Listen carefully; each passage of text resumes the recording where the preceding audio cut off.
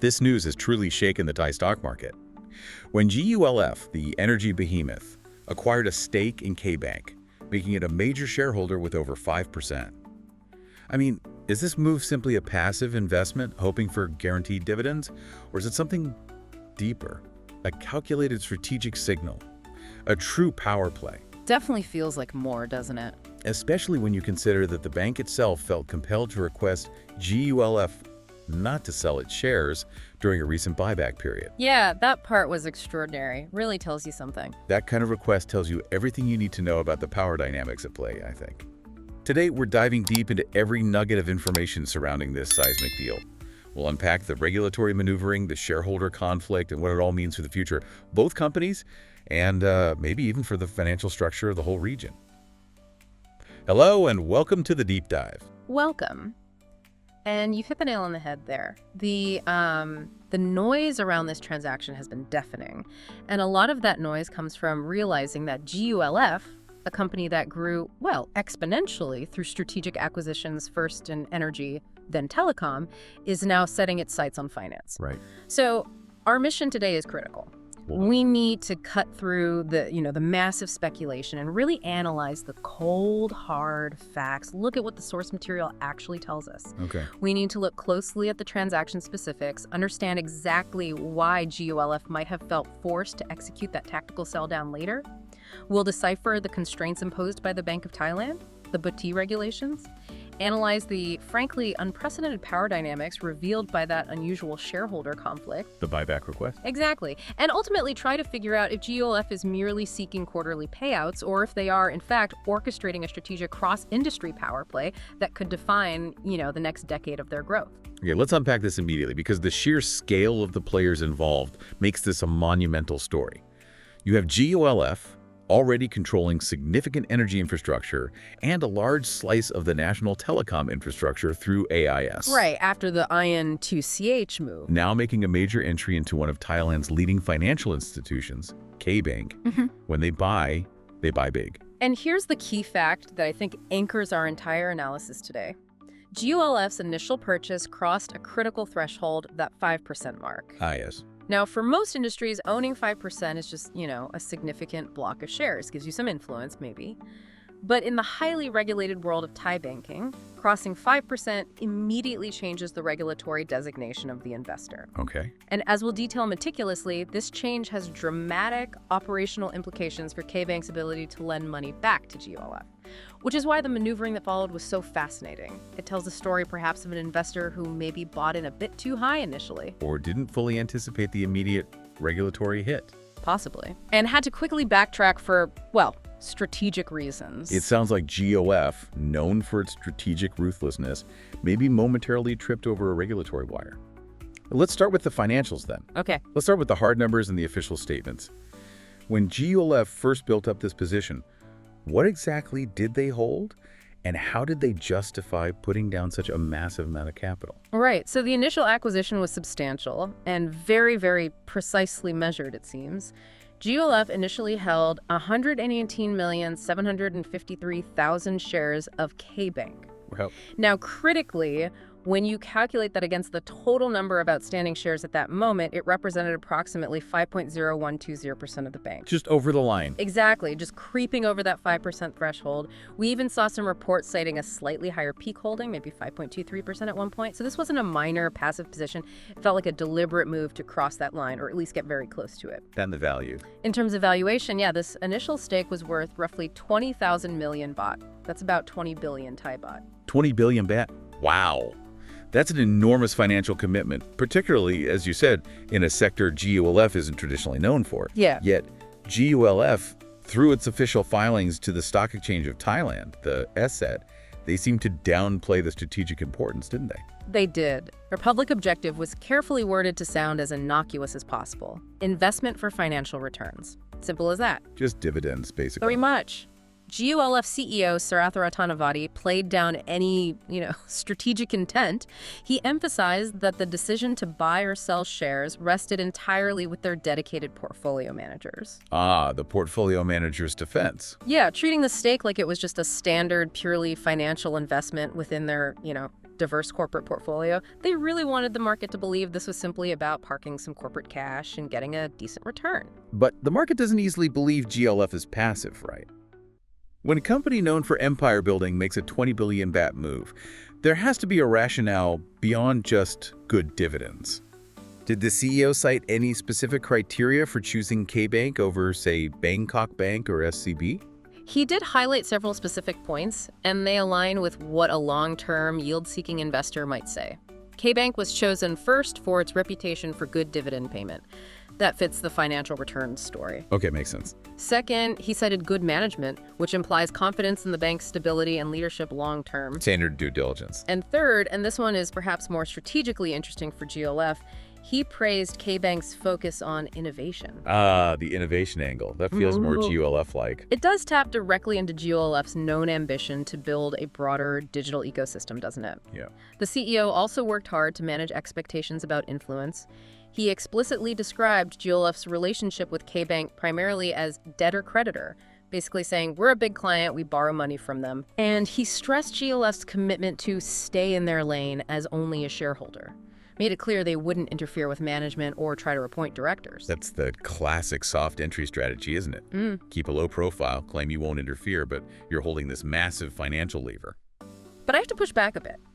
If GLF is known for being aggressive and strategic, why did the CEO seem to completely rule out increasing the stake, at least in the short term? Was that genuine caution or just managing market expectations? It felt like a very carefully worded denial, Right. probably aimed at managing regulatory scrutiny and maybe avoiding talk of a mandatory tender offer scenario too early on. Right. He stated quite definitively, ask if GLF has the opportunity to fully invest in KBank. I can answer no. He also tried to dilute the focus, clarifying that GLF holds shares in several banks, not just KBank, suggesting this investment wasn't uniquely special. Spreading the attention. Exactly. And he also cited external factors, like slow GDP growth and potential for non-performing loans, as reasons GLF needed to be mindful of risk, sort of justifying a cautious approach. This kind of public statement is crucial if you want to avoid triggering market speculation that could drive up the share price before you potentially make another move. Okay, so manage expectations, keep the price down. But regardless of that public narrative, their actions soon revealed that this was definitely a highly active managed stick. Let's get to the evidence of active trading, because they didn't just buy 5.0120% and sit on it, did they? No, they move quite quickly. Exactly. The first key event that really shattered that passive investment narrative happened relatively soon after, on May 22, 2025. GLF executed a significant sell-down. Okay, how much did they sell? They sold 9,145,900 KBank shares. Now, that represented a very specific fraction, 0.386% of the outstanding shares. 0.386%. Very precise. What was the immediate financial result of that sale? And crucially, where did GLF's holding land afterwards? The outcome was GLF's total holding dropping to 4.626% of the voting rights. Just under that 5% line. Back under the threshold. Back under. And yes, it was a calculated and profitable tactical move financially, too. Analysts estimated GLF secured a profit of over 400 million baht from the sale itself, so it demonstrated active management for profit. Okay, 400 million of profit, not bad. And crucially, they had also secured over 270 million baht in dividends right before that sale, so they definitely confirmed the financial return objective was met through this active trading, pocketed the dividend, then sold for a profit. So they made a quick profit on the sale, plus collected the dividend. They proved they were treating this, at least partly, as a portfolio management opportunity. But that financial profit, while substantial, it feels secondary, doesn't it? Secondary to the strategic reason behind dropping their stake from 5.0120% down to 4.626%. Oh, entirely secondary, I would argue. And strategically, the sale also had the effect of pushing GLF down in the shareholder hierarchy. They dropped from being the third largest shareholder to the fourth largest. But the real significance of this active profit-taking sale and the precise timing of the reduction was regulatory. GLF wasn't just trading over 400 million baht, they were trading to bypass a massive multi-billion baht regulatory hurdle they had just crossed. Okay, this is where we pivot from just finance to really high-stakes strategy. We need to talk about that seemingly tiny difference between 5.0120% and 4.626%. Why is holding over 5% of a financial institution's stock such a, well, dangerous line to cross under Bank of Thailand, the BoT regulations? This 5% threshold is the absolute hinge point of this whole transaction, I think. And GLF's immediate retreat really validates its importance. Under the BoT regulations, exceeding 5% shareholding in a financial institution triggers a specific and highly restrictive designation. Okay, what's the designation? That company gets designated an affiliated entity. In Thai, it's Affiliated entity. Sounds official. It is, and this designation exists primarily to prevent conflicts of interest and ensure the stability of the banking system. Basically, it limits the bank's exposure to its own major shareholders. Okay, let's break down that restriction. What actually happens when an energy giant like GULF becomes an affiliated entity of a major bank like KBANK? What are the direct operational consequences for both of them? The consequence is strict and immediate, a limitation on the bank's ability to extend credit to that entity. The regulation specifies that the bank's total exposure, and that means loans, investments, other obligations, the whole lot, to the affiliated entity gets capped at a very precise figure. 5% of the bank's total capital fund. Okay, wait, so it's not 5% of the bank's total assets, which would be enormous, but 5% of its capital fund. Can you explain briefly why the BoT's focuses on the capital fund or Tier 1 capital for this calculation? Yeah, that's a key distinction. The BoT uses Tier 1 capital, or the total capital fund, because this represents the bank's core equity, its most stable and loss-absorbing resources. It's the cushion that protects depositors and the financial system if things go wrong. Right, the bedrock capital. Exactly. So by capping lending exposure to affiliated entities based on this core capital, the BoT ensures that even if a major shareholder were to default on its debt to the bank, the resulting loss would remain a small, hopefully manageable fraction of the bank's foundational financial strength. It's all about protecting the bank's systemic stability. That makes perfect sense from a regulatory stability viewpoint. Okay, now let's quantify the restriction GLF actually faced. How much was KBank restricted from lending to GLF when GLF was sitting just over the line at 5.0120%?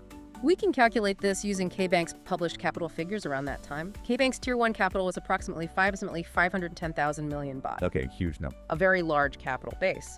But since the lending cap is 5% of this figure, the maximum loan or total credit line KBank could legally extend to GOLF, while GOLF was an affiliated entity, was restricted to only 25,500 million baht. 25.5 billion baht. Now, I have to interject here and maybe challenge this a bit. GLF is a massive company, absolutely, but they also reported having over 53 billion baht in cash at the end of Q1 2025. Is a potential borrowing capacity of 25.5 billion baht from just one bank, KBank, really so critically important that GLF had to execute this, rather complicated and very public sell down just for that extra flexibility? It seems like a lot of effort for what might seem like marginal borrowing room. That is a brilliant challenge, actually, and it cuts right to the heart of GLF's likely ambition and funding strategy. You're right, 25.5 billion baht might seem marginal compared to their overall cash position or total assets. But you have to look at GLF's funding strategy in two ways. First, diversification of funding sources, and second, the sheer scale of their future plans. GLF operates on a scale that required staggering amounts of capital. They're often funding multiple mega projects simultaneously, globally. If they can only borrow 25.5 billion baht from one of Thailand's largest and most important banks, that severely limits their overall access to credit from the domestic financial system. It's not just about KBank, it's about the signal it sends. The signal in effect to other banks too. Potentially, yes. And more importantly, by holding over 5% at KBank, GLF wasn't just restricting KBank, they were creating potential regulatory hex for themselves across the board. It could make future large-scale debt financing unnecessarily complex with all major financial institutions. For a company planning truly enormous expansions, every major financial institution ideally needs to be a ready, unrestricted partner, not a counterparty tangled in affiliated entity rules. Okay, that perspective makes the 25.5 billion cap seem much more significant. It's not just the number itself, but the constraint across their entire funding universe. So what is the analyst interpretation then? Why did GLF sell down its stake specifically to drop from 5.0120% to 4.626%? Was this move an admission of a momentary strategic blunder, or was it actually highly sophisticated financial mastery? The consensus view leans heavily towards the latter, sophisticated mastery, or at least a very rapid and effective correction. Analysts overwhelmingly believe GULF sold down its stakes specifically to drop below that 5% threshold. It looks like a tactical trade motivated purely by regulatory strategy. Prioritizing operational flexibility over that tiny bit of extra equity influence. Exactly. The purpose seems singular: to unlock those loan constraints and give KBANK greater freedom to provide potentially much higher credit lines and financing to GULF in the future. And the context of their business needs is absolutely key here. Right, the future plans. GULF has truly enormous capital-intensive expansion plans on the horizon. Consider this figure that was circulating. GULF had plans to potentially issue up to 300,000 million BoT. That's 300 billion BoT in ventures just to support future business expansion and investments. 300 billion BoT. That single figure makes the 25.5 billion BoT restriction look absolutely suffocating. GULF needs flexibility in the hundreds of billions, not just the tens of billions. Precisely. When you're planning to raise 300 billion BoT in debt, you need every major financial player on the field to be unrestricted and ready to participate fully. Removing those regulatory limits on borrowing capacity from a major institution like KBANK isn't just strategic for GULF, it feels essential for securing the necessary large-scale funding for its enormous infrastructure and energy ambitions.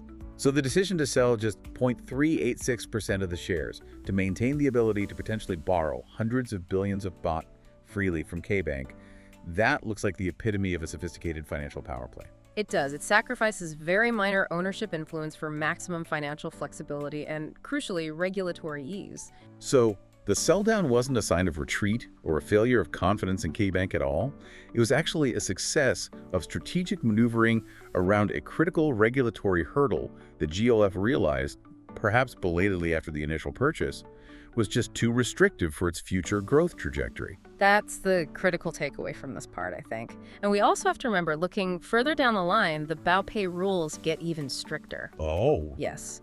Any person or entity holding or owning shares in a financial institution that exceeds 10% must obtain prior permission from the Bank of Thailand. Another hurdle at 10%. Much bigger one. So GULF, having shown its willingness to tactically retreat below 5%, is clearly aware of all these progressive regulatory constraints. They seem to be navigating them with extreme caution. The decision to stay well clear of 10% for now is probably just as strategic as the decision was to dip back below 5%. Okay, so they're playing within the lines, very carefully it seems. That deep dive into the regulatory strategy sets the stage perfectly for the next, well, rather dramatic chapter. The outright confrontation, almost, over shareholder rights. If GLF is such a highly disciplined trader focused on maximizing its own flexibility, what happened when KBANK tried to restrict GLF's ability to trade freely during their own share buyback program? Yes, this section really reveals the underlying tension between the two companies, despite all the earlier CEO claims of non-interference and just being a debtor-creditor. Right. So first, let's establish the timeline. The KBANK share buyback program itself was approved on October 30, 2025.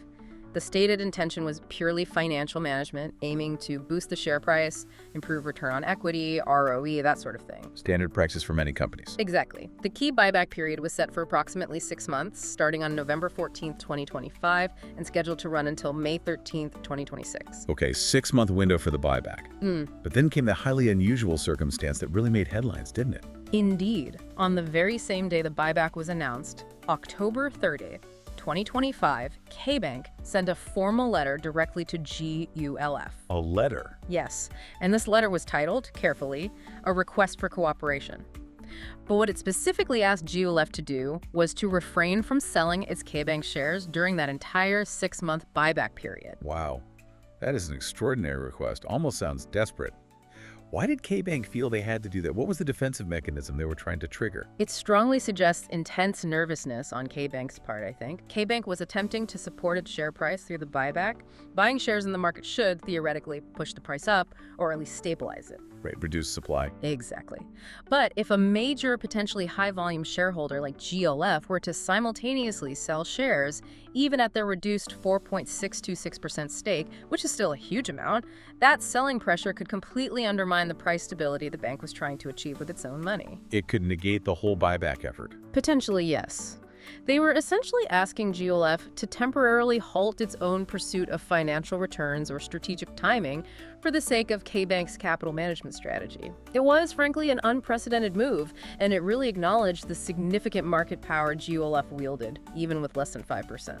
So how did GULF, the company that just demonstrably made 400 million baht on a tactical sell-down to preserve its flexibility, respond to this attempt to restrict its freedom to operate in the market? Well, GOLF stood absolutely firm. Yeah. They basically demonstrated that their primary commitment, maybe their only commitment, is to their own bottom line and their own shareholders.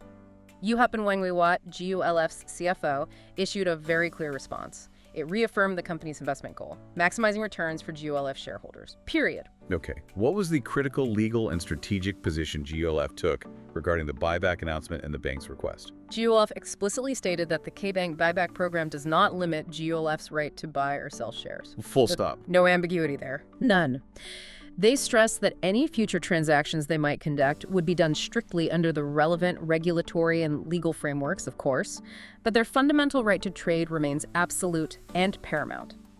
In essence, they politely reminded KBANK, "We are an independent investor, thank you very much, not a managed subsidiary." And they probably pointed to their lack of board seats, too. Yes, that was strategically important.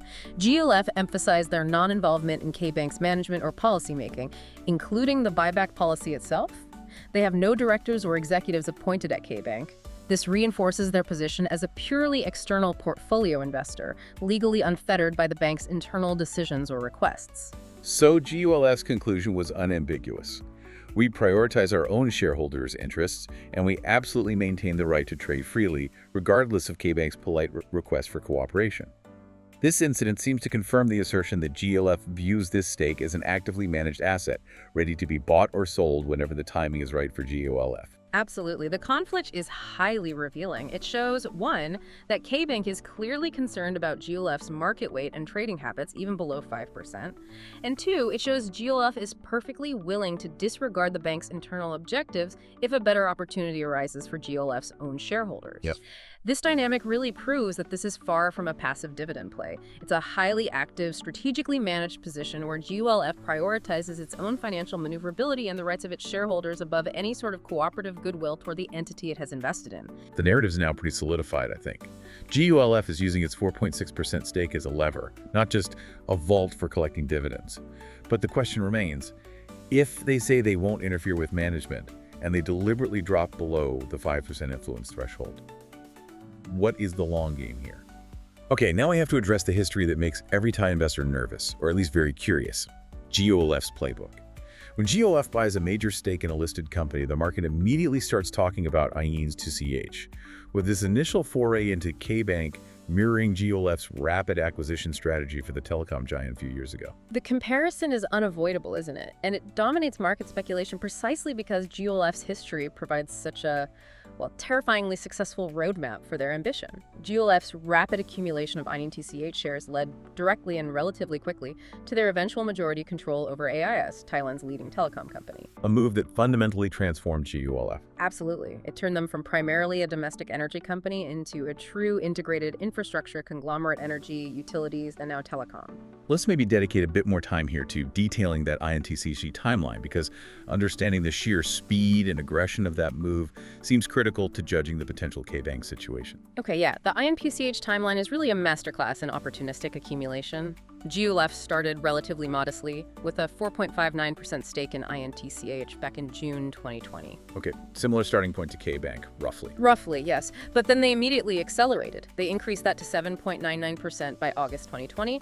They crossed the crucial 10% line by October, hit 15% by January 2021, and had accumulated nearly 19% by April 2021. Wow, that's incredibly fast, less than a year. Less than a year to go from under 5% to almost 19%.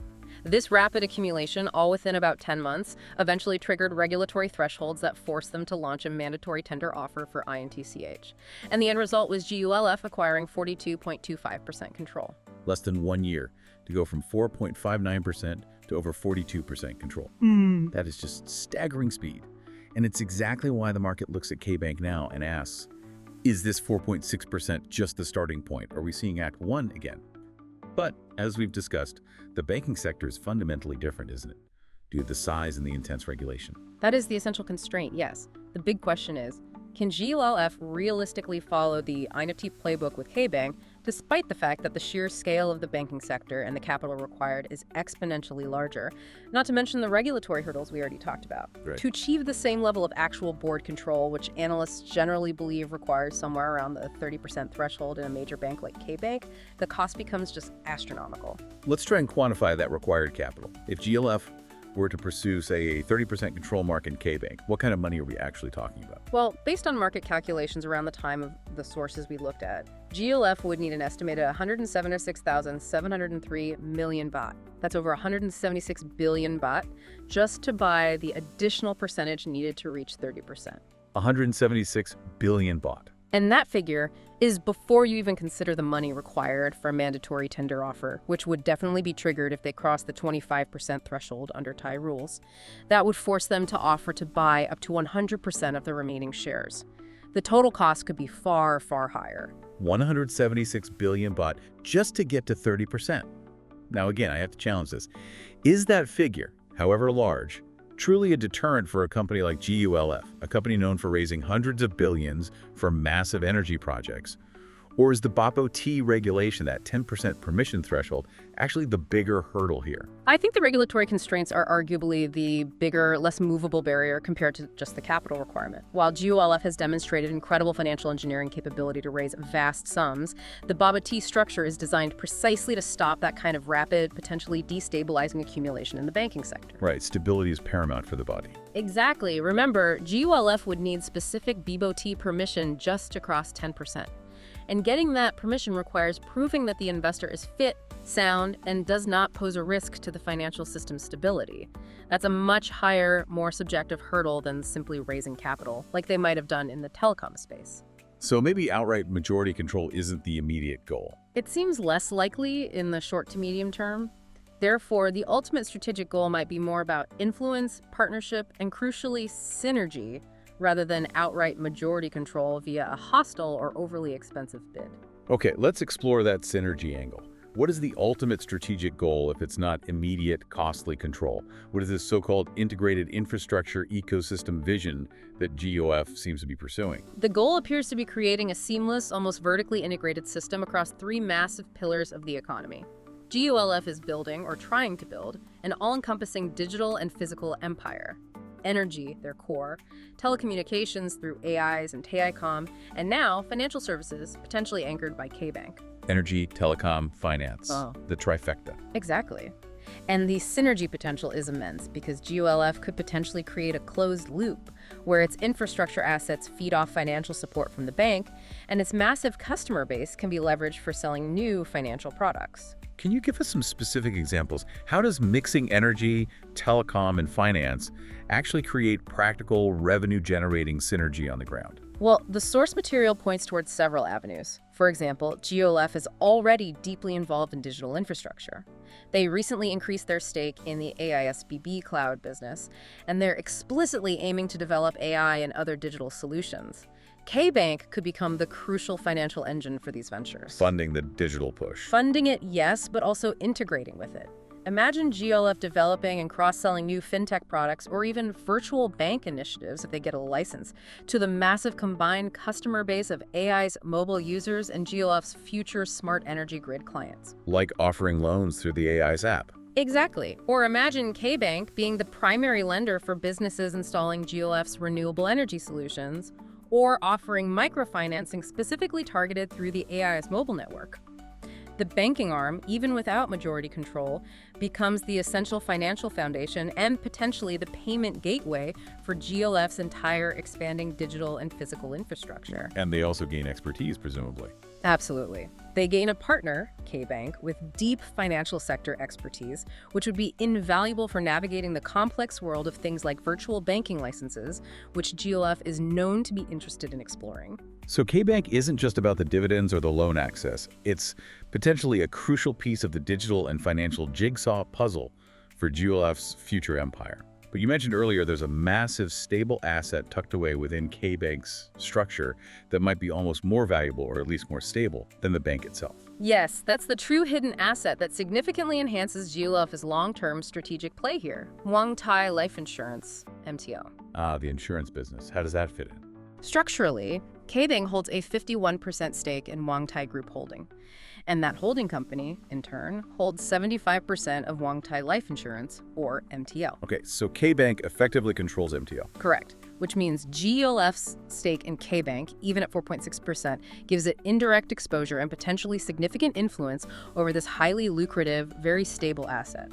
Why is MTL so important in this context? What makes it such a prize? MTL is a powerhouse in the Thai insurance market.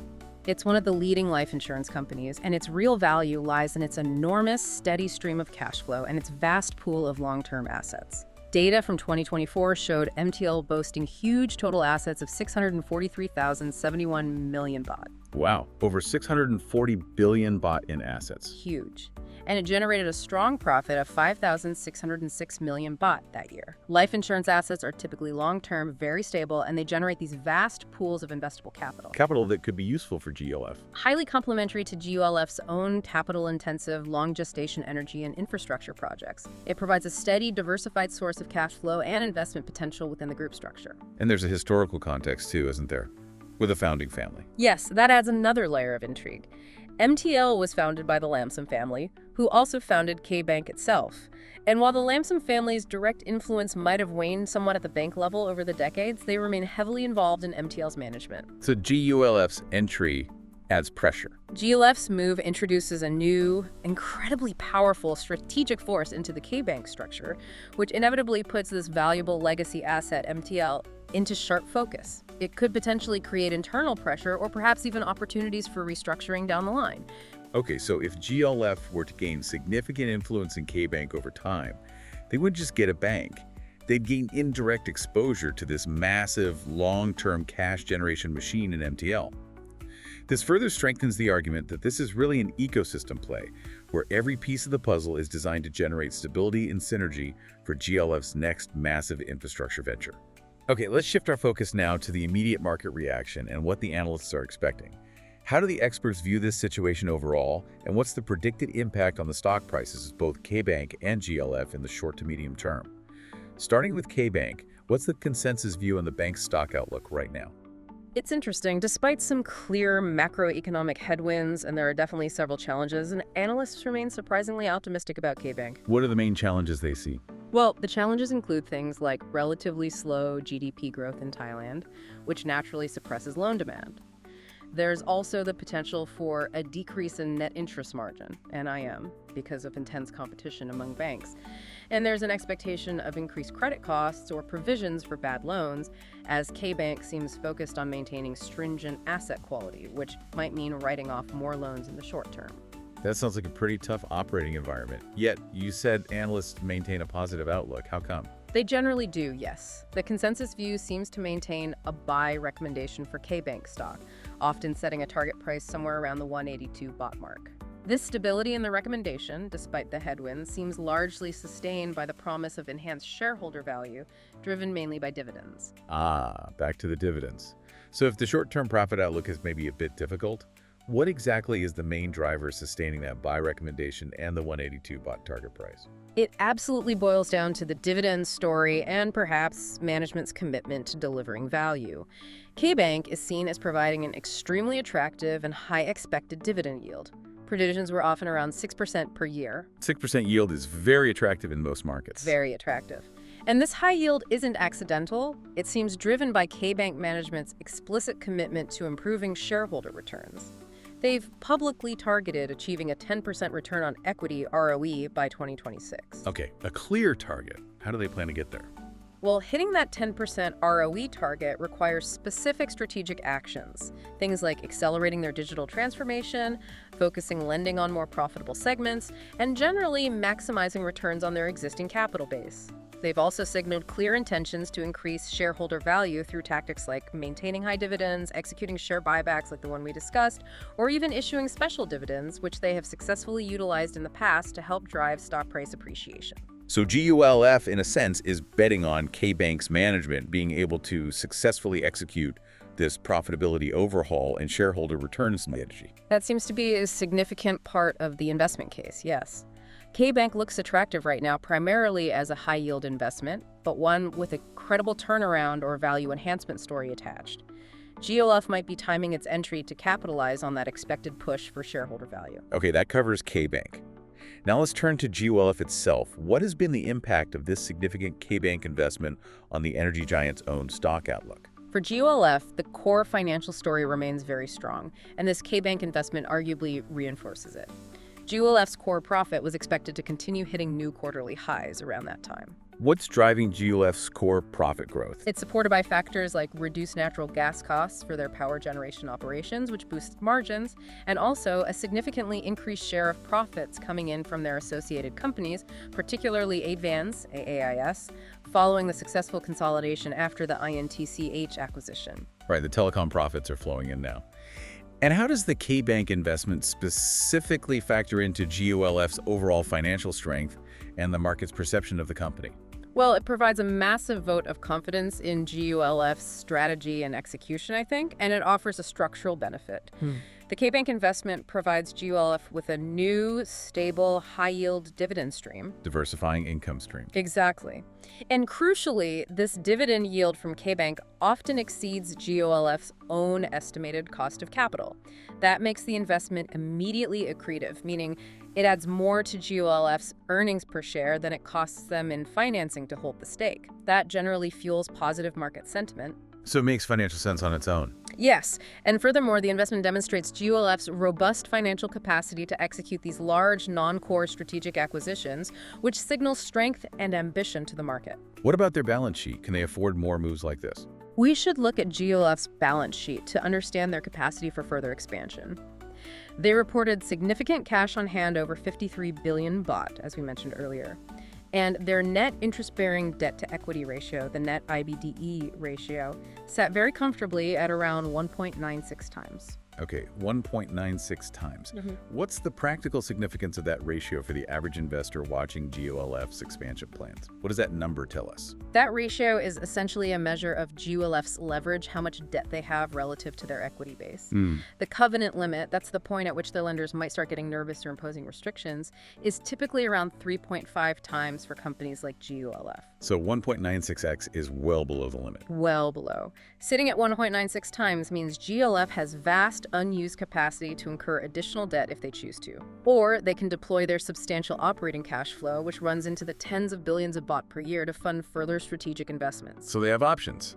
Many options. Whether that means accumulating more KBANK shares down the line, pursuing new digital initiatives, funding massive renewable energy projects, or developing their huge infrastructure plans like those in Map to Foot, the financial war chest appears deep and ready.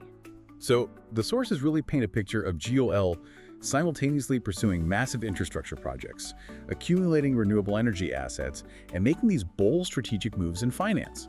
The KBANK investment looks financially sensible for GULF just as a yield generator. It looks strategically sound as a key piece of the future ecosystem. And it was even logistically necessary in a way, because that brief tactical sale below 5% ensured GULF maintained maximum borrowing flexibility for all its other gigantic projects. It really feels like a triple win for GULF's overall strategic agenda. Precisely. It looks like they are executing a highly complex, multi-layered financial and strategic play. It's designed to benefit their core business through funding flexibility, while simultaneously establishing a significant beachhead in the absolutely crucial financial services sector for their future ecosystem plans. #outro. What a monumental deep dive into corporate strategy, regulatory maneuvering, and just sheer financial power.